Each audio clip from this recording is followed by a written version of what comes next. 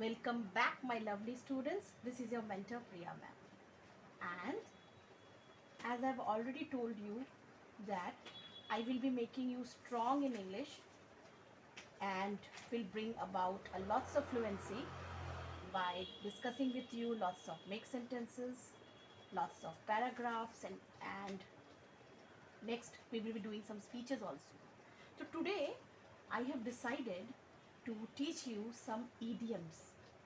तो मेरे स्टूडेंट्स, आज मैंने आपके लिए कुछ ईडियम्स लाया है जिसको कि आप अपने सेंटेंस में यूज़ करके अपने सेंटेंस को और एनहांस कर सकते हैं.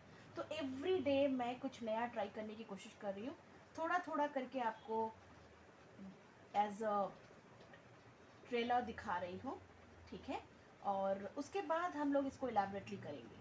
First thing I just want to say you that I am little late today in uploading the video due to my classes. Actually, I am the mentor at Planet Spark.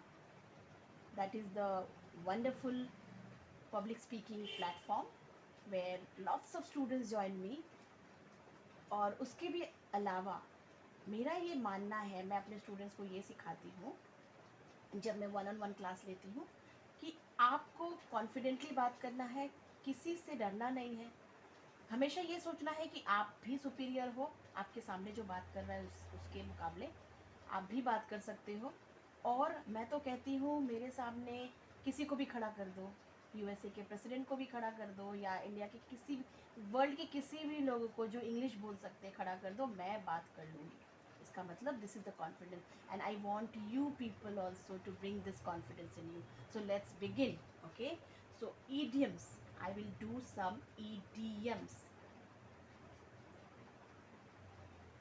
Idioms मतलब जो कि हिंदी में मुहावरे या कहावतें कहा जाता है जिसको, ठीक है, एक्चुअली कहावतें. सो ये सब यूज़ करके ना आप अपने सेंटेंस को और एनहांस कर सकते हैं और इम्पैक्टफुल बना सकते हैं. सो नंबर 1 आज मैंने सिलेक्ट किया है आपके लिए, अ बैड एग. अ बैड एग, आप सोच रहे होंगे कि एक बुरा सा अंडा, ये क्या हो गया है ना, ये मैम क्या बोल रही है, अ bad egg. But yes, a bad egg English में यूज़ किया जाता है ये बोलने के लिए. तो पहले मैं आपको ये बता दूँ ईडियम्स होता क्या है. ईडियम्स मीन्स बोलते कुछ है, बस इसका इनर मीनिंग कुछ और रहता है. इसको आप किसी को जब बातें कर रहे हैं, जब आप इसको यूज़ करते हैं तो उस आदमी के लिए, उस चीज़ों के लिए, उस कोई भी आर्टिकल के लिए या पर्सन के लिए ये यूज़ होता है और समझने वाला समझ ही जाता है कि आप बोलना क्या चाहते हैं. सो अ बैड एग का मतलब होता है अ वर्थलेस पर्सन. अ वर्थलेस पर्सन, वर्थलेस मतलब होता है बिना मतलब के, बिना किसी मूल्य के, बिना किसी वैल्यू के. जैसे बैड एग, एक बुरा अंडा, ये एक सड़ा हुआ अंडा, ये एक रॉटन एग, किसी काम का नहीं होता. उसी तरह से एक आदमी जो किसी काम का नहीं होता उसको हम लोग अ बैड एग बोल सकते हैं. सो अब मैं एक सेंटेंस क्रिएट करके आपको बताऊंगी कि बैड एग का एग्जाम्पल कैसे यूज़ कर सकते हैं. तो आप लिख सकते हैं the boy next door is a bad egg. अब बॉय नेक्स्ट डोर, ये जो नेक्स्ट डोर है ना, इसके बदले में आप नेबर भी यूज़ कर सकते हैं.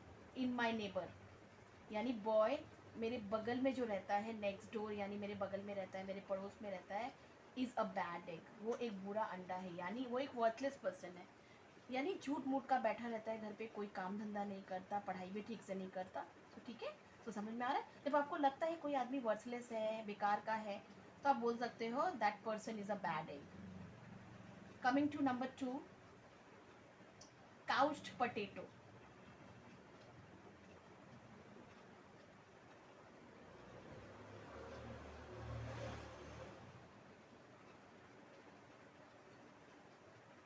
काउच्ड पोटैटो, POTATO, ठीक है.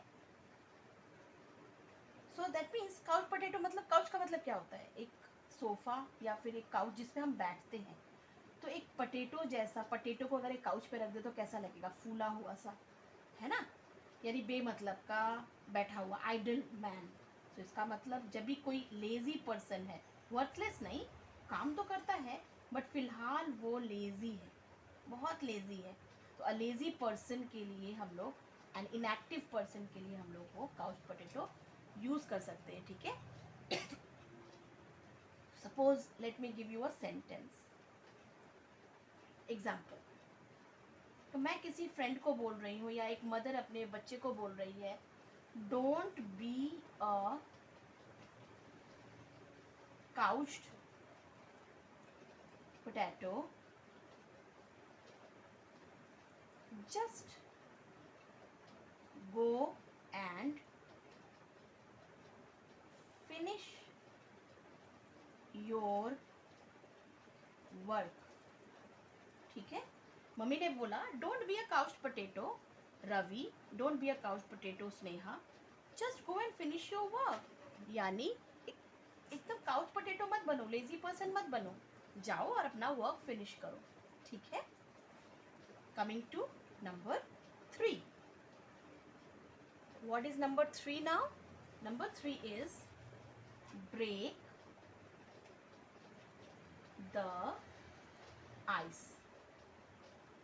ब्रेक द आइस मीन्स ये हम लोग यूज़ करते हैं, मान लो कोई स्ट्रेंजर है, कोई अनजान पर्सन है, या फिर जाना हुआ भी है, लेकिन आप बैठे हुए हो और सामने वो भी पर्सन बैठा हुआ है, लेकिन कोई एक दूसरे से बात स्टार्ट नहीं कर पा रहा है, तो इसका मतलब बोलते हैं ब्रेक द आइस, यानी आइस को तोड़ो, आइस यानी दोनों की चुप्पी को तोड़ो, यानी इसका देखिए मीनिंग क्या होता है, make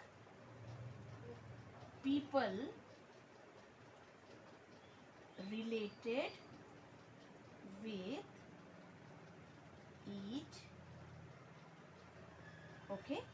other, make people related with each other, यानी दो लोग अगर बैठे हुए, चाहे स्ट्रेंजर हो चाहे जान पहचान के भी हो, लेकिन हम बात नहीं कर पा रहे, तो हम लोग ब्रेक द आइस करते हैं। ब्रेक द आइस का मतलब क्या होता है, यानी कुछ ऐसी बातें करते हैं, इनफॉर्मल बातें, फॉर्मल बातें, जो भी ले लीजिए, जैसे कि hey how long you are waiting here, so दूसरा बोलेगा oh my God I am waiting since last Monday over here for the result to come but it hasn't yet come, ठीक है।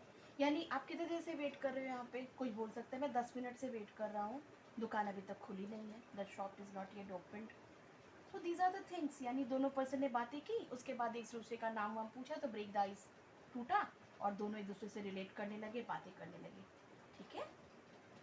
नाउ इसका सेंटेंस देखिए, how to form a sentence with break the ice. So, the teacher broke the ice in class by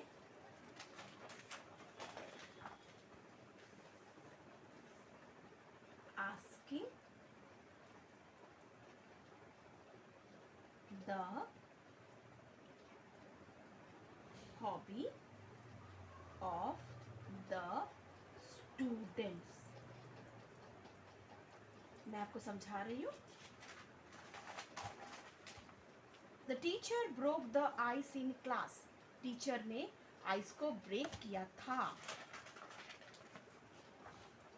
by asking the hobby of the students, यानी पहले दिन जब teacher आते हैं क्लास में, नई क्लास में आप जाते हो, तो क्या होता है, टीचर्स नई है स्टूडेंट्स के लिए, स्टूडेंट्स नए हैं टीचर्स के लिए।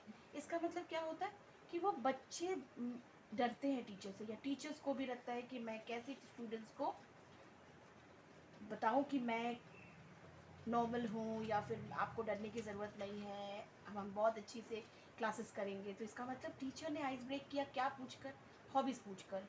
हेलो एवरीवन, सो फर्स्टली नाम पूछा, what's your name and what's your hobby. अब बच्चा बोलता है my hobby is art, doing painting, और my hobby is collecting something like stamps and all, these are the things. जैसे ही हॉबी के बारे में बात हो गया, बच्चा अपने बारे में बात कर लिया, उसके बाद सब चीज़ नॉर्मल हो जाता है। तब न टीचर को परेशानी बच्चों से, न बच्चे को परेशानी टीचर से। ठीक है। Coming to number 4. What is number 4? To beat around the bush. To beat around the bush. सोच रहे होंगे ना क्या है ये, तो चलिए मीनिंग लिखती हूँ. To discuss a matter without coming to the point. To discuss a matter without coming to the point. Suppose आप किसी से बात कर रहे हो या आपसे कोई बात कर रहा है और इधर उधर की बातें घुमा फिरा के करना चाह रहा है, आप परेशान हो गए. ठीक है. अरे स्ट्रेट अवे क्या बात करना है उस पर तो आओ. आप क्यों इधर उधर की घुमा के बात कर रहे हो? क्या बोलना चाहते हो वो तो बोलो. इतना किसी के पास टाइम नहीं है. Nobody is having so much time. Everybody is busy with some work. So एक एग्जाम्पल लेते हैं सेंटेंस लिखकर. Everyone got irritated. इरिटेटेड मतलब, इरिटेटेड का मतलब परेशान हो गए. इरिटेट मतलब चिड़चिड़ा गया सर, मतलब अब अच्छा नहीं लग रहा है भाई, जल्दी से काम खत्म करो. Everyone got irritated as Rohit was beating around the bush. Everyone got irritated as Rohit was beating around the bush. यानी सब परेशान हो गए, इरिटेट हो गए क्योंकि रोहित जो था वो बीटिंग अराउंड द बुश यानी इधर उधर की बातें कर रहा था without coming to the correct point और द मेन पॉइंट. ठीक है. I hope it is clear to you. Coming to number 5, and this is the last one for today. I hope you are understanding. It's raining cats and dogs. It's raining cats and dogs. सुनने में लग रहा है ना कि आकाश से बारिश हो रही जिसमें कुत्ते और बिल्लियां गिर रही हैं, but this is not the same. ये थोड़ा अलग है. इसका मतलब होता है इट्स रेनिंग हार्ड. यानी जब जबरदस्त बारिश हो रही होती है तब हम बोलते हैं it's raining cats and dogs. आप भी इसका इस्तेमाल करके आप अपनी वोकैबुलरी को और अच्छा कर सकते हो. आपके सेंटेंसेस बहुत ही अच्छे लगेंगे, mind blowing. Just I am assuring you, believe me. Just आप स्टार्ट तो करना शुरू कीजिए ये सब sentence. There is a flood in the village as it is raining cats and dogs since Monday. There is a flood in the village as it is raining cats and dogs since Monday.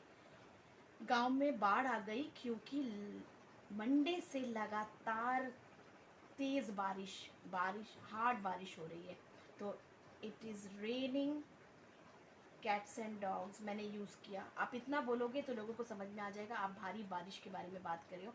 अब ये सब चीज़ सीखते सीखते आपको जब आप news channel देखेंगे, जब आप न्यूज़पेपर रिपोर्ट पढ़ेंगे, तब आपको तब मतलब समझ में आएगा कि कभी कभी ये सब बातें यूज़ होती हैं और क्यों किसी के दिमाग के ऊपर से निकल जाता है, क्यों समझ में नहीं आता. अब आपको डेफिनेटली समझ में आने वाला है, क्योंकि ईच एंड एवरी क्लास मैं आपको कुछ अलग हटकर बताने वाली हूँ, कुछ नया जो सबसे अलग है, ठीक है।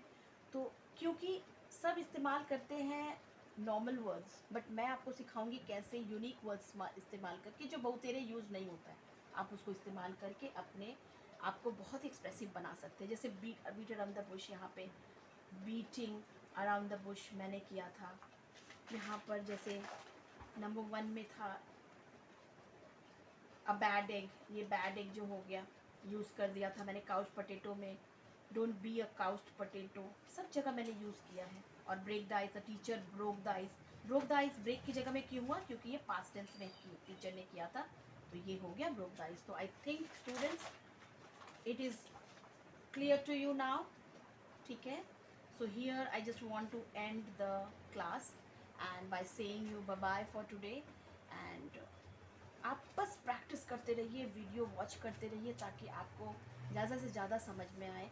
अगर आपको कोई चीज़ समझ में आज की क्लास में नहीं आई है तो आप मुझे प्लीज़ कमेंट बॉक्स में लिखिए, मैं उसको समझाने की कोशिश करूँगी। अगर आपको कुछ नया जानना है जो कि आपको मुझसे पूछना है, तो please don't hesitate to write to me in the comment box, मैं ज़रूर उसको आपको बताऊँगी।